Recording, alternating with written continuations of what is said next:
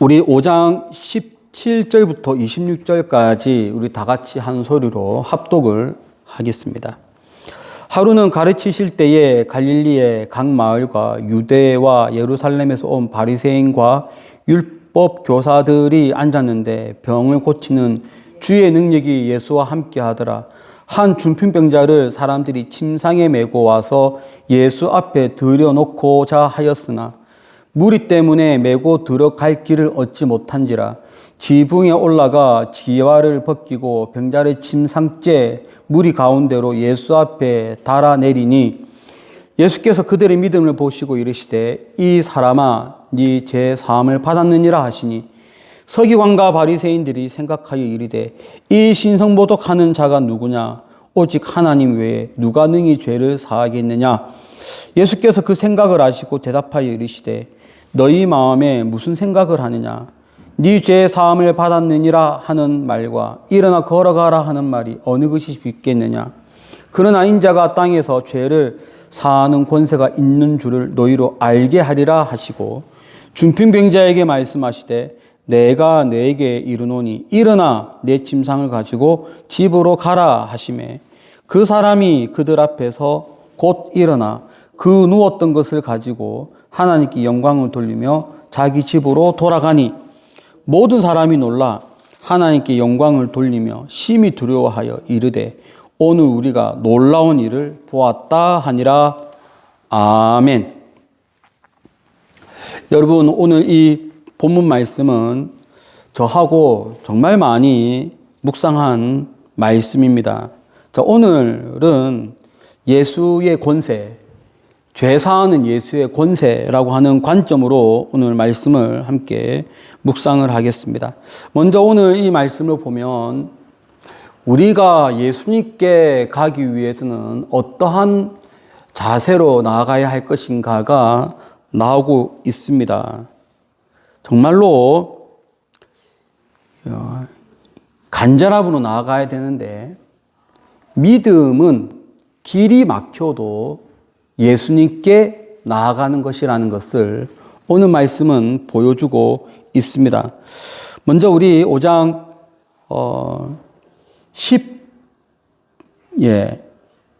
19절 말씀 다 함께 합독을 하겠습니다.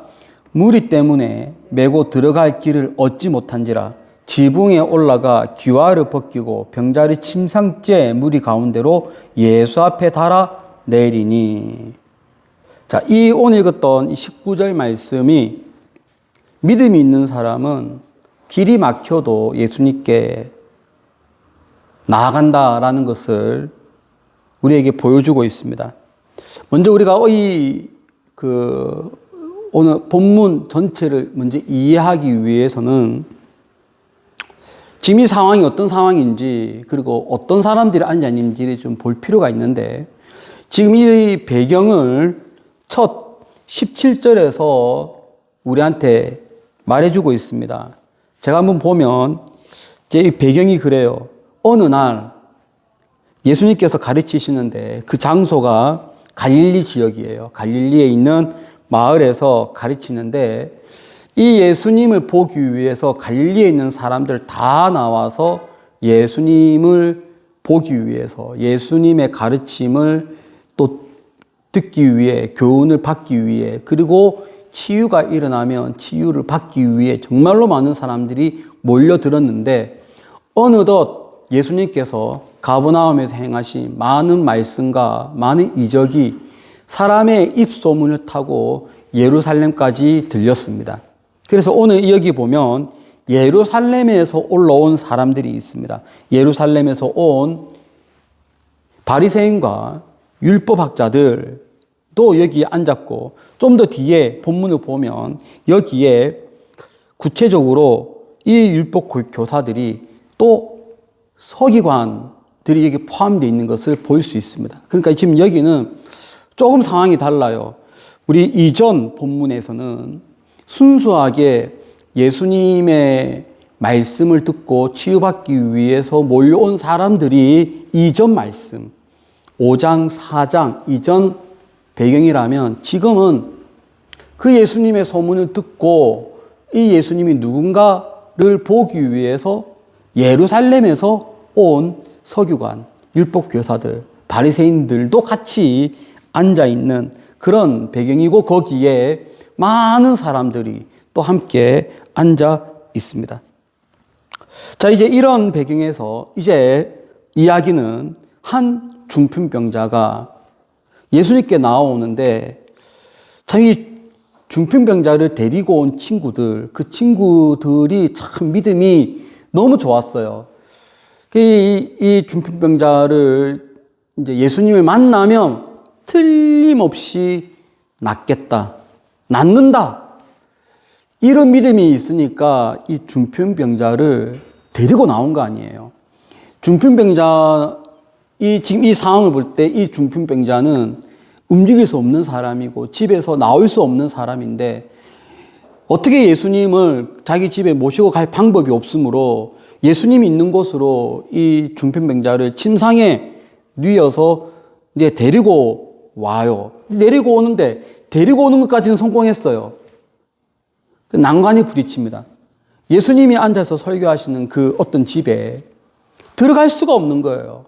너무 사람들이 많아서 침상을 가지고 안으로 들어갈 수가 없습니다. 오늘 여기에 보면 19절에 보면 무리 때문에 메고 들어갈 길을 얻지 못한지라. 그러니까 불가능하다는 거죠. 예수님을 만날 수가 없어요. 지금 이 상황은 끝났어요. 그런데 이들이 믿음이 작동을 합니다. 믿음은 뭐냐 하면 예수님을 만나면 반드시 낫는데 예수님을 만나기만 하면 이 친구는 무조건 나음을 얻는다는 거예요. 그 믿음이 이제 행동으로 옮기게 되는데 무조건 보기만 하면 되니까 예수님을 만나기만 하면 되니까 예수님이 앉아있는 곳, 방, 가늠해서 그 위에 지붕으로 올라가요. 지붕에 올라가서 지붕을 뜯습니다. 오늘날 이런 지붕이면 뜯으면 안 되죠. 뜯으면 푹썩 다 무너지고 엉망이 되겠지만 이 옛날 지붕은 특별히 갈릴리 지역에 있는 지붕은 이런 우리 눈에 보이는 오늘날의 이런 지붕이 아니라 이것이 나무로 되어 있단 말이에요. 나무 기둥으로 이렇게 가로대가 있기 때문에 한쪽을 파고 들어간다고 해서 전체가 무너지는 건 아니에요. 딱 그 부분, 그 나무 가로대가 있는 그 부분만 좀 제어를 하면은 그 부분에만 구멍이 뚫리고 거기로 침상이 내려갈 수 있는 거예요. 작업을 한 거예요. 그 작업을 해서 드디어 예수님 앞에 이 사람을 보였습니다. 여기서 우리가 도전받고 알 수 있는 것이 있는데 왜 이들은 이렇게 했냐는 거예요. 결국 우리는 이 이야기를 알아요. 이 사람은 고침을 받았어요. 왜 이 사람들은 이렇게까지 했냐는 거예요. 그것은 너무 간절하기 때문에 너무 간절함은 방해 요소까지도 뛰어넘는다. 특별히 예수님이 이들에게 하신 말씀이 있어요. 이들에게 하신 말씀이 그들의 믿음을 보시고 20절에 보면 그들의 믿음을 보시고라고 하고 있는 단어가 있습니다. 믿음이란 무엇인가? 믿음은 난관을 극복한다. 믿음이란 무엇인가? 방해 요소를 뛰어넘는다. 이것을 지금 이 등장하는 사람들이 너무 잘 보여주고 있습니다. 그러고 보면 4장, 5장에서 흐르고 있는 전체적인 맥이 있어요. 다 똑같은 맥인데 예수님을 만나려면 어떻게 해야 되는가? 예수님을 만나기 위해서는 어떤 마음으로 나와야 되는가? 다 똑같아요. 5장 이전에 예수님께서 바닷가에 서서 말씀을 증거할 때도 수많은 사람들이 모여들었어요. 그때 모여드는 장면이 간절함이거든요. 또 안식일을 마치고 나서 또 사람들이 막 모여듭니다. 그때도 마찬가지로 어떤 마음으로 달려왔나요? 내 문제를 해결하기 위해서. 내가 예수님 만나서 좀 회복하기 위해서. 그렇게 해서 사람들이 막 몰려오는데 이 모든 것이 다 공통된 특징이 있다면 다 간절함입니다. 근데 그 간절함 중에서도 오늘 이 본문이 지금까지 보여주었던 간절함 중에서 가장 최고의 간절함을 보여주고 있습니다. 막혔어. 하지만 그것을 뛰어넘는, 이것은 간절함을 넘어서 믿음이에요. 내가 예수님 만나면 틀림없이 낫는다.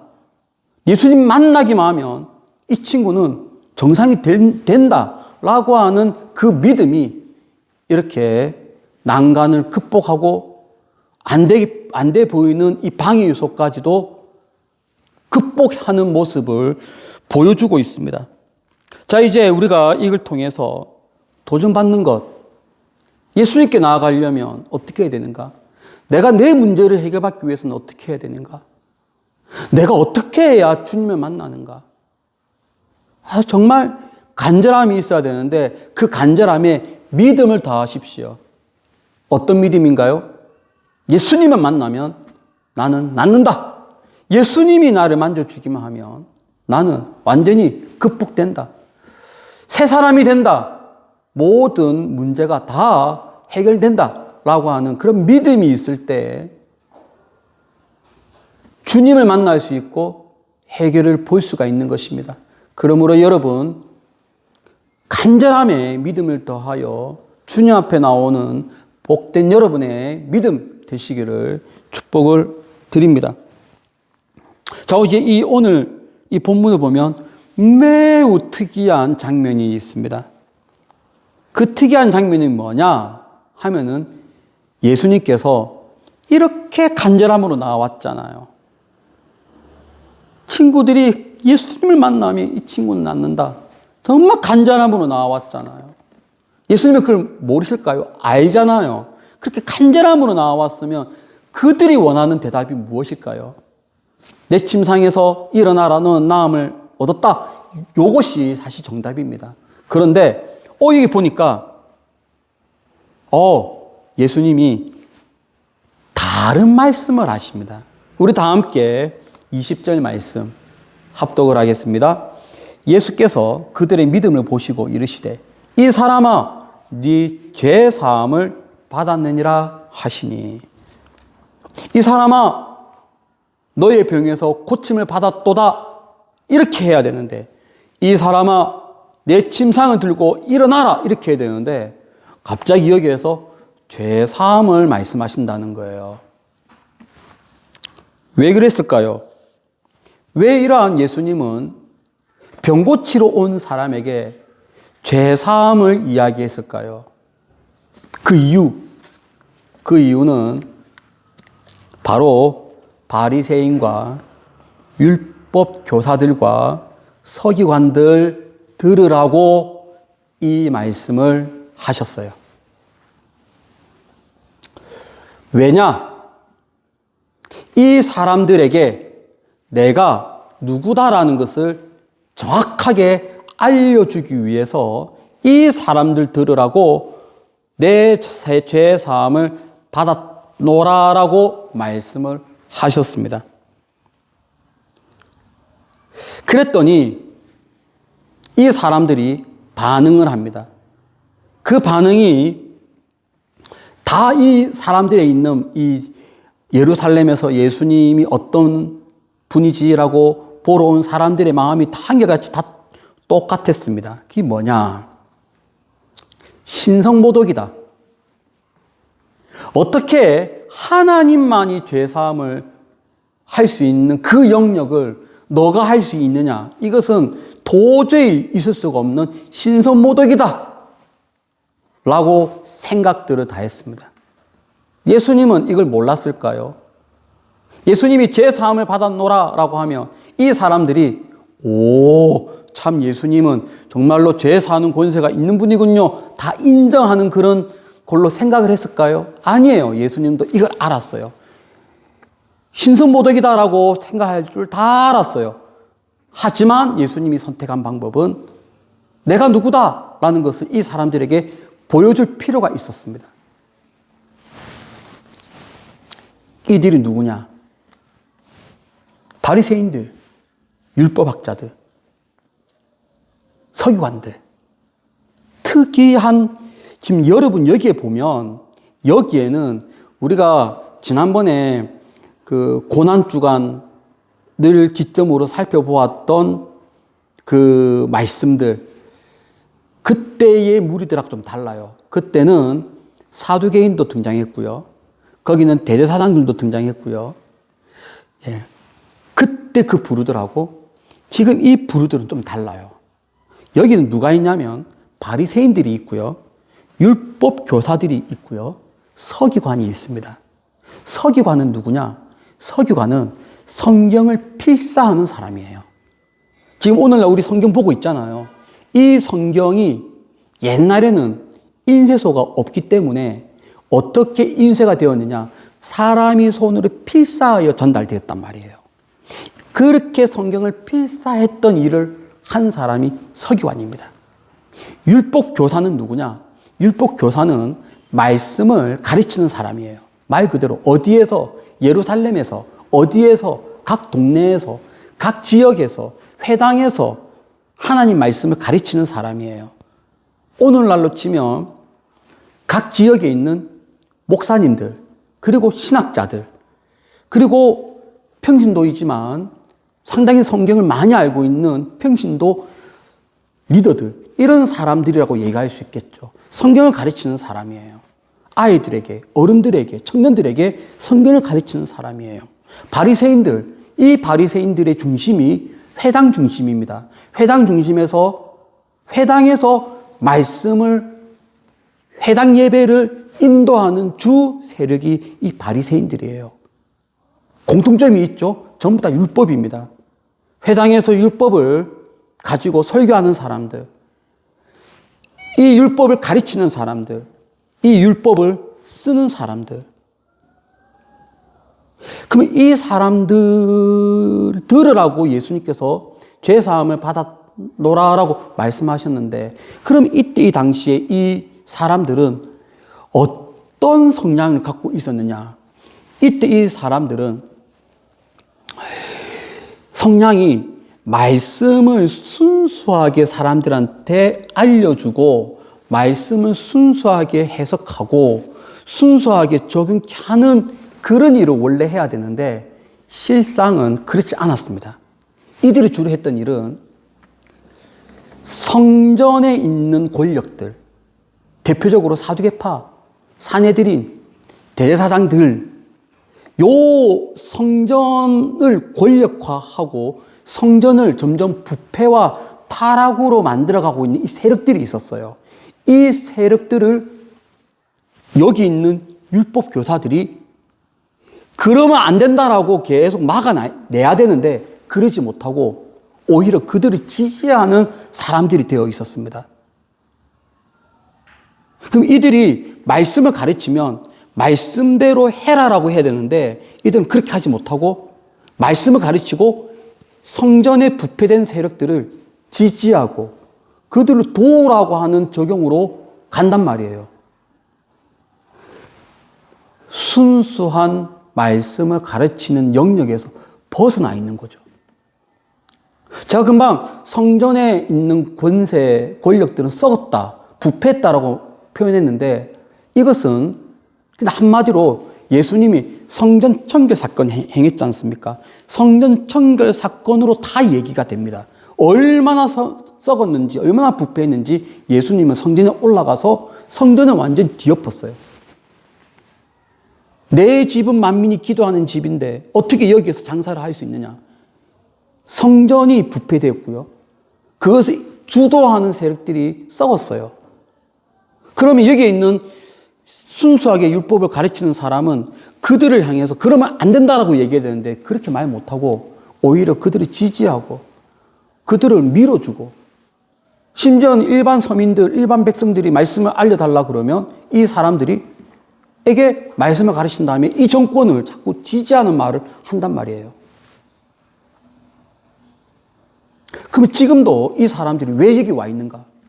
율법 교사로서, 서기관으로서, 바리새인으로서 여기 와야 되는 진짜 이유는 예수님이 그렇게 능력 있는 말씀을 행하시면 나도 듣고 교훈받고 나도 듣고 은혜 받고 요런 목적으로 와야 되는데 사실은 그게 아니라 어떻게 하면 이 예수를 듣고 흠집 있는 것을 잡아내어서 성전 권세들에게 어떻게 하면 고소 고발할까?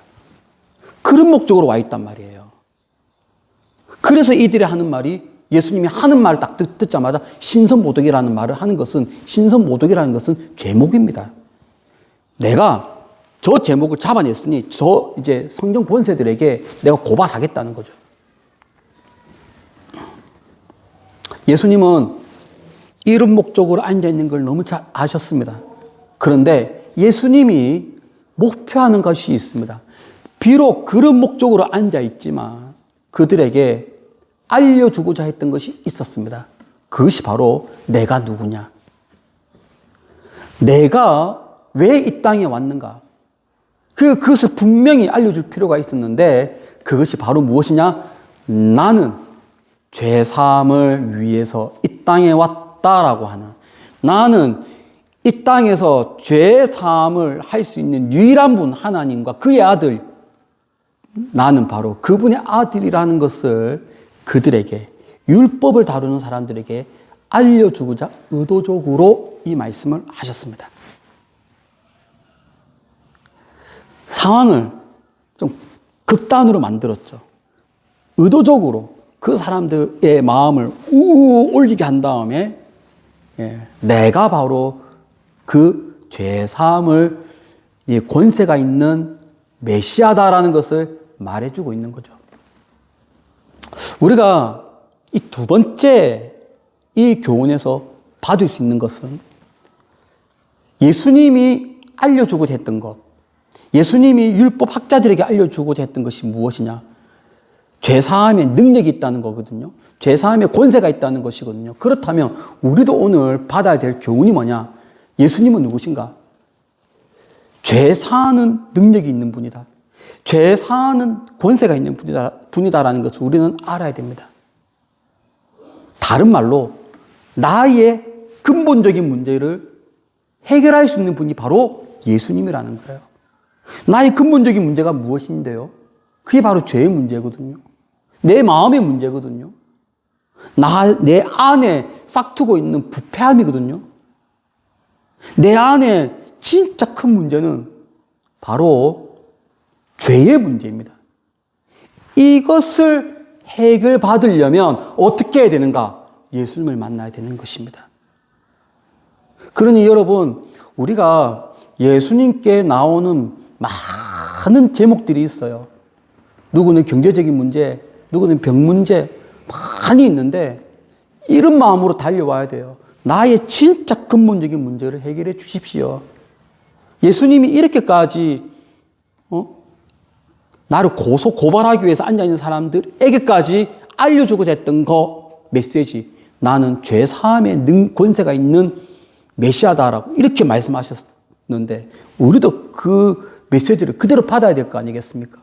나의 근본적인 문제를 해결하는 분, 바로 예수 그리스도이십니다.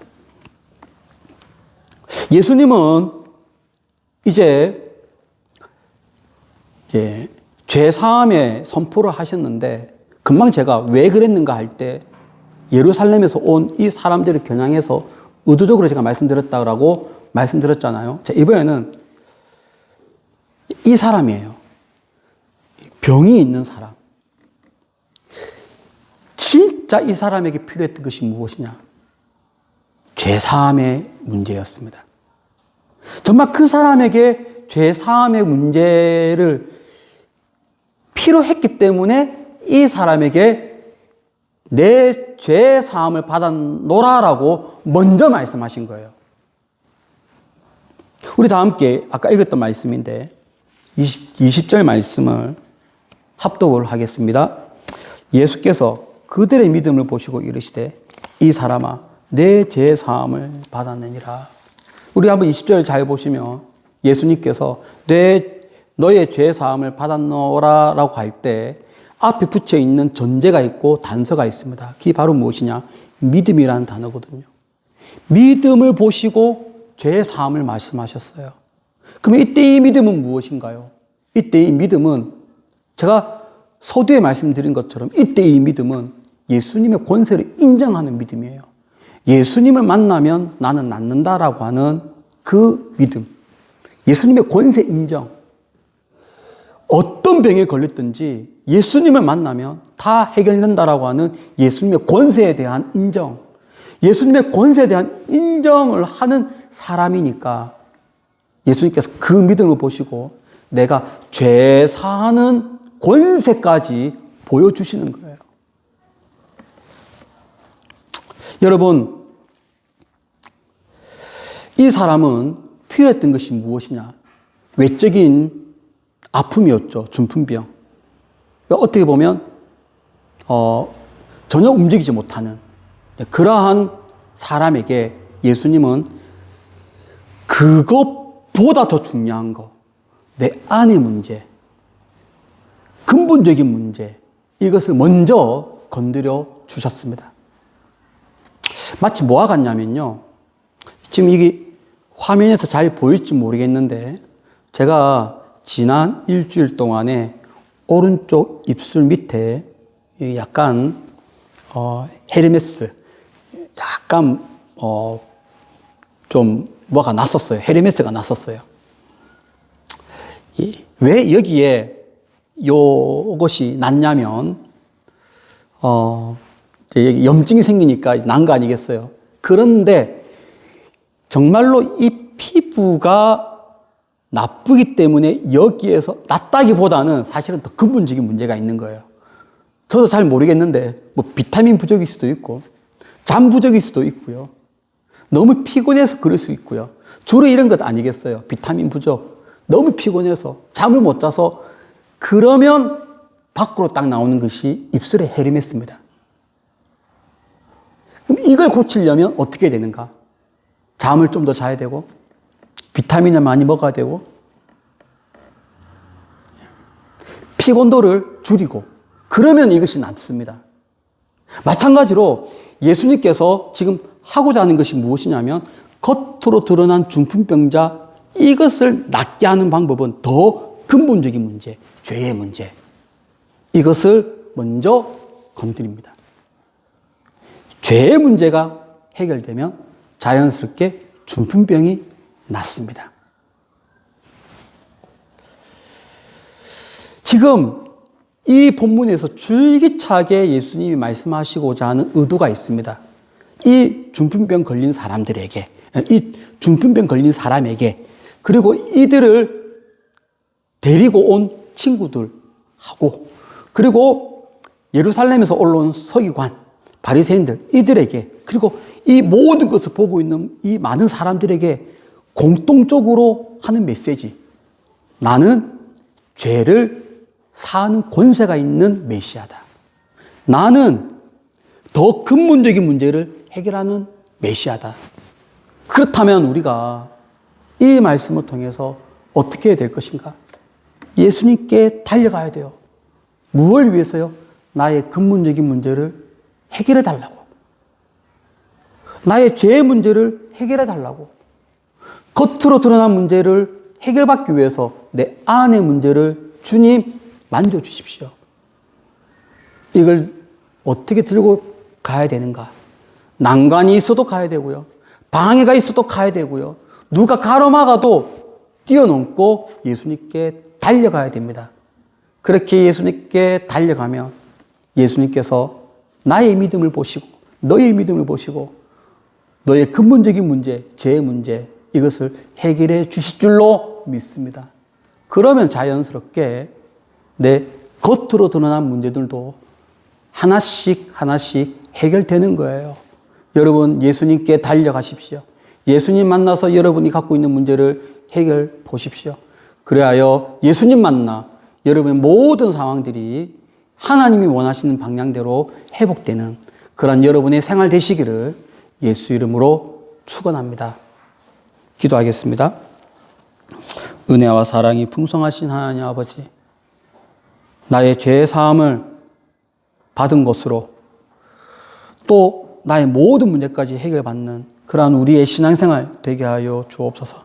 예수님 만나는 우리가 되게 해주시고 간절함으로 예수님 만난 우리의 신앙생활 되게 하여 주옵소서. 예수님의 거룩하신 이름으로 기도드립니다. 아멘.